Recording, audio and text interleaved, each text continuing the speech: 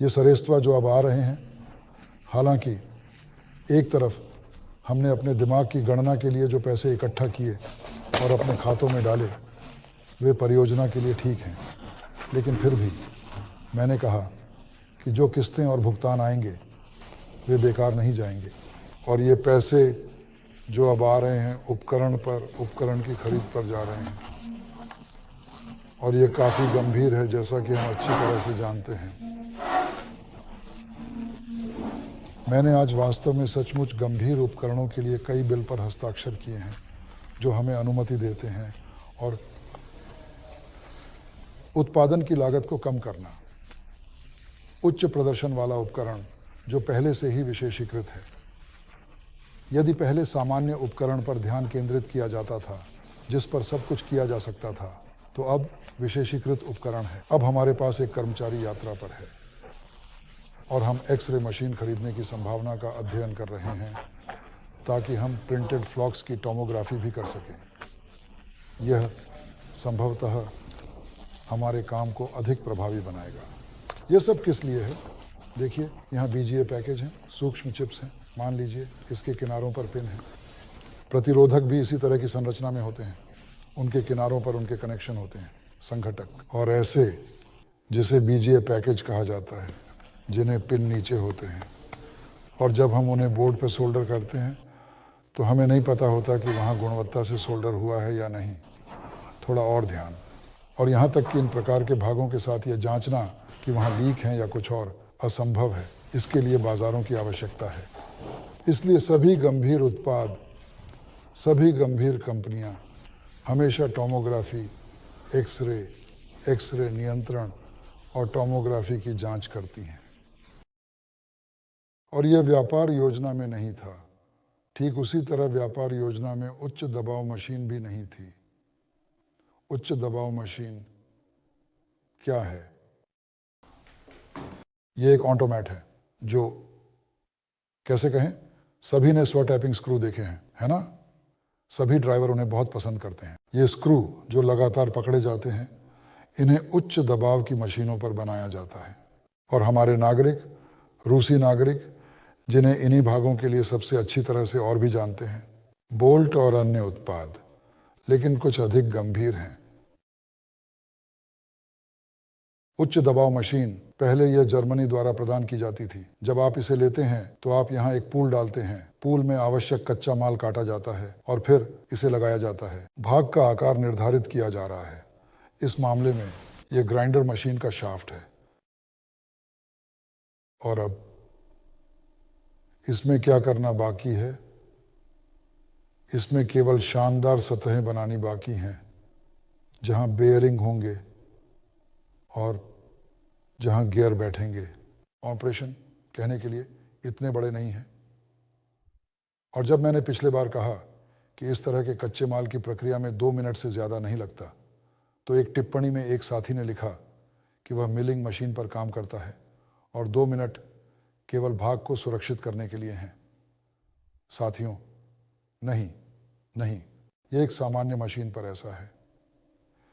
लेकिन अगर आपके पास एक मैनिपुलेटर है जो कंटेनर से कच्चा माल उठाता है, उसे रखता है, और वहाँ 1-2 स्पिंडल हेड है, स्वचालित ग्रैब है जो एक दूसरी प्रक्रिया को पूरा करता है, फिर वह भाग को छोड़ देता है और यह फिर से बंकर में जाती है। मैनिपुलेटर आपको अगला भाग रखता है।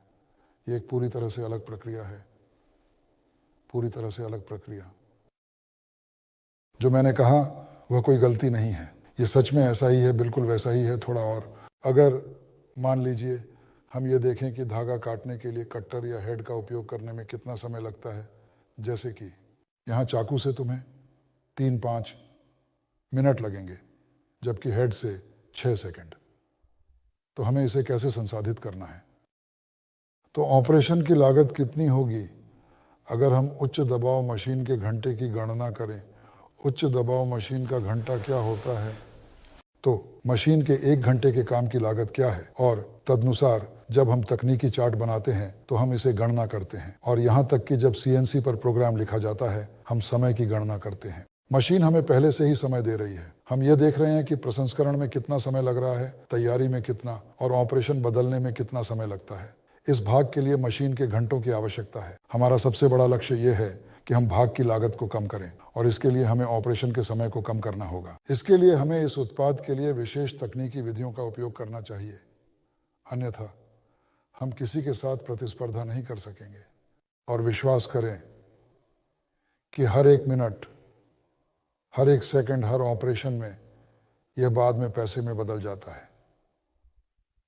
और अब परियोजना उस सीमा को पार कर गई है जिसकी हम वास्तव में सचमुच तलाश कर रहे थे। लगभग थोड़ा सा बचा था, लेकिन हम इसे पहले ही पार कर चुके हैं। वर्तमान में जो मात्रा, उपकरण और संभावनाएं लागू की जा रही हैं, उनके संदर्भ में। और फिर जब मुझे कहा जाता है कि आपने राशि को पार कर लिया है, हाँ पार कर लिया है, हाँ पार कर लिया है, ये सच है। लेकिन साथ ही हमने इस पूरे व्यवसाय की व्यावसायिक लागत को बढ़ा दिया है। इसके अलावा अब केवल विकास की नहीं, बल्कि उत्पादन की भी चुनौती है। और आज कितनी बातचीत हुई, बहुत। मैं गिनता हूं 1, 2, 3, बहुत। क्यों? क्योंकि हाँ, वास्तव में बातचीत चल रही है।